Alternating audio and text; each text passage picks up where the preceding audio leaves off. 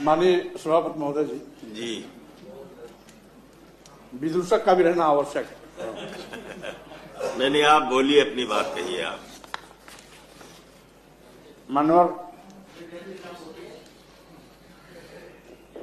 आज जिस तरीके से 105 के अंतर्गत सूचना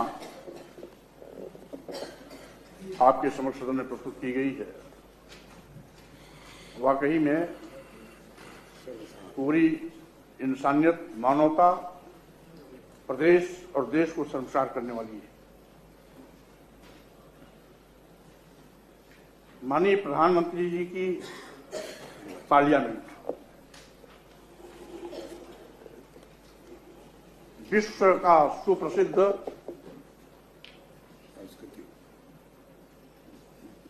काशी विश्वनाथ का मंदिर वाराणसी में, देश का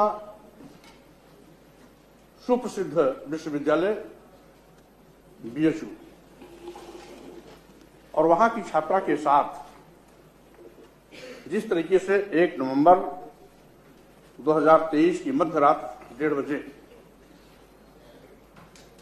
कुछ अराजक तत्वों द्वारा घटना कारित की गई, वो बेहद शर्मनाक है। और उन परिस्थितियों में तो और भी शर्मनाक है जब एक ओर सरकार इस बात के लिए प्रयास कर रही है कि महिला सशक्तिकरण अभियान चला रही है, महिलाओं को सम्मान देने की बात कर रही है, एंटी रोमियो दस्ता के माध्यम से अपराधियों को पकड़ने का अभियान चला रही है, और साथ ही साथ इस तरीके से लगातार नारी वंदन, बेटी पढ़ाओ, बेटी बचाओ, तमाम इस प्रकार के सरकार की प्राथमिकताएं हैं, उसके बावजूद भी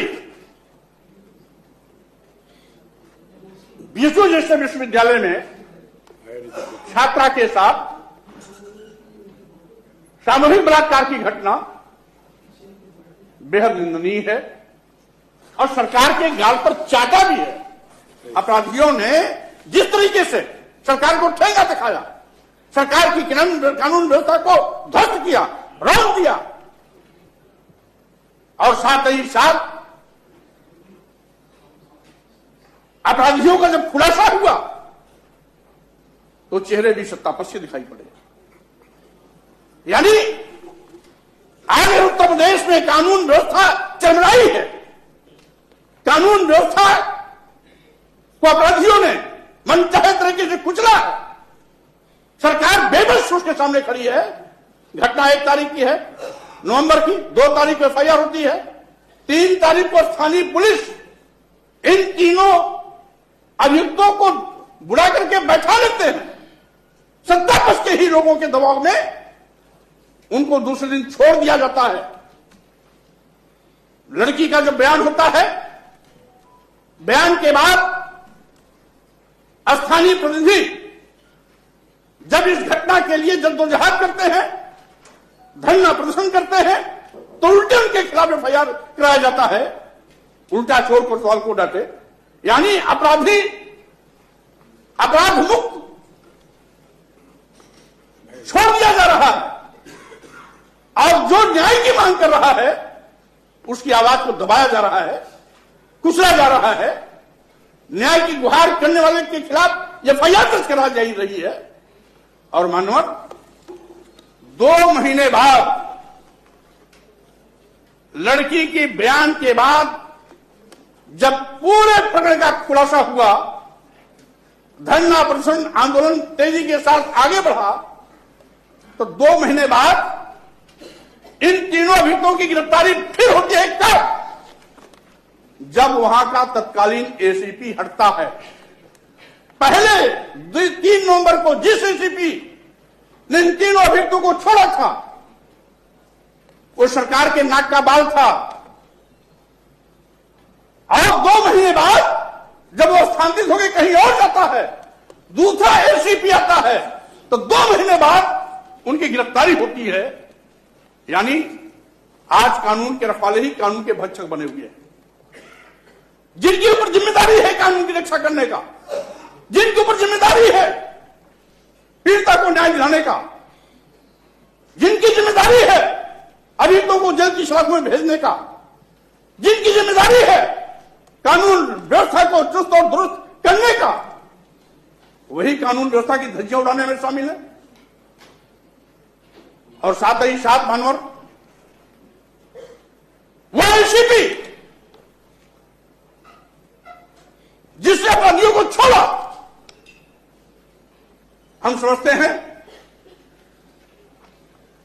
ये तीनों बलात्कारी अपराधियों की तरह वो भी अपराधी है। और जो सत्ता सीट पर बैठे हुए लोग अपराधियों को संरक्षण देंगे, अपराधियों को खुला लूटने, बलात्कार करने, कानून की धज्जियां उड़ाने, गुंडा राज स्थापित करने की खुली छूट देंगे, तो स्वाभाविक रूप से सरकार के निढौरा प्रयत्न से कानून व्यवस्था दुरुस्त नहीं हो सकती। सरकार को निष्पक्ष रूप से अपराधी अपराधी होता है, उसकी कोई जाति नहीं होती, उसकी कोई पार्टी नहीं होती। अपराध का चरित्र अपराध करने वाली घटना पर निर्भर होता है। लेकिन एसीपी महोदय बड़े मेहरबान और भाजपा पक्ष के वो विधायक लोग भी बड़े उन अपराधियों पर मेहरबान, उनको उस पीड़िता का दुख तकलीफ नहीं दिखाई पड़ रहा है। वो पार्टी विशेष से जुड़े हुए हैं, सत्ता पक्ष से उनका संबंध है, इसलिए उनको अभयदान दे रही है। और मान्यवर, मैं आपके माध्यम से कहना चाहता हूं,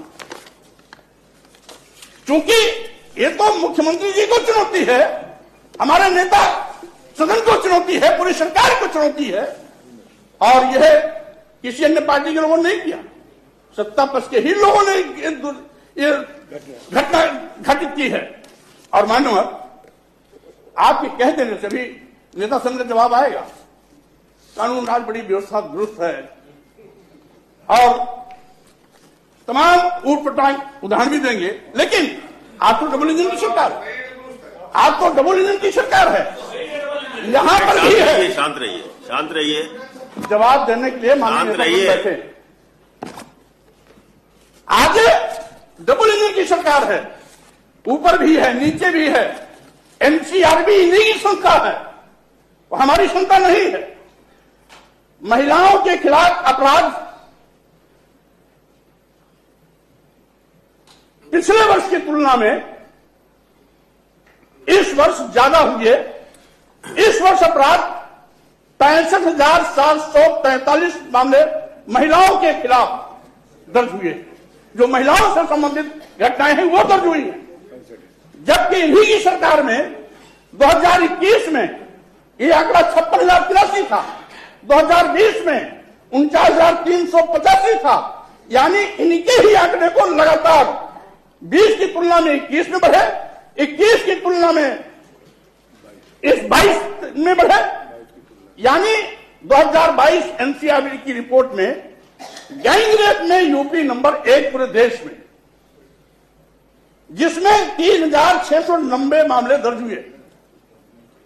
दहेज हत्या वो भी महिलाओं संबंधित है, यूपी में नंबर 2, 2,138 मामले दर्ज हुए।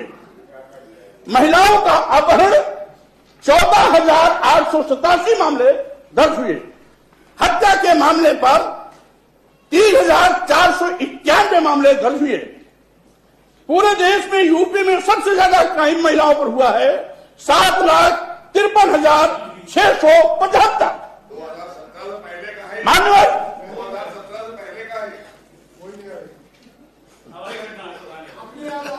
आपको भाई, अरे मोहसिन साहब शांत रहिए। नहीं मौर्य जी अपनी बात पूरी करिए। अब तो समाप्त करिए। जवाब देने की हालत में भी आप नहीं है। अब आप क्या जवाब देते? अब तो जिसको जवाब देने की जिम्मेदारी है वो देगा। मानवर यही नहीं, मौर्य जी आज हालात 10 से 72। इसलिए हम ये सरकार से कहना चाहते हैं, केवल खाली ढोल पीटने से कानून व्यवस्था दुरुस्त होने वाली नहीं। अपराधी के साथ भेदभाव होगा कि अपराधी हमारी जात का है, अपराधी हमारी पार्टी का है, अपराधी हमारे संगठन से जुड़ा है, अपराधी हमारा है, तो कभी न्याय नहीं मिलेगा। कानून व्यवस्था कभी दुरुस्त नहीं हो सकती है।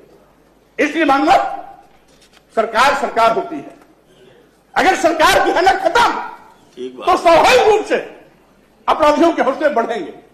अगर सरकार की है ना कायम, तो अपराधी डरेगा। केवल पार्टी विशेष के कुछ लोगों के घर पर बुलडोजर चला देने से कानून राज नहीं स्थापित होगा। दुर्भावना से पार्टी विशेष के कार्यकर्ताओं के खिलाफ तथ्यहीन आरोप लगाकर एफआईआर करा करके अगर सरकार धौल जमा करके कानून राज स्थापित करने का रौब कार्य करती है, ये सभी कभी संभव नहीं है।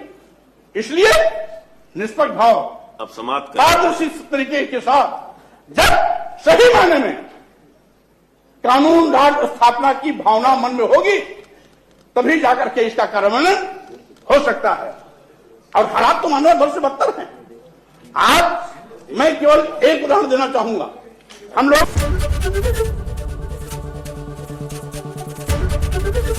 एबीपी गंगा, खबर आपकी, जुबान आपकी।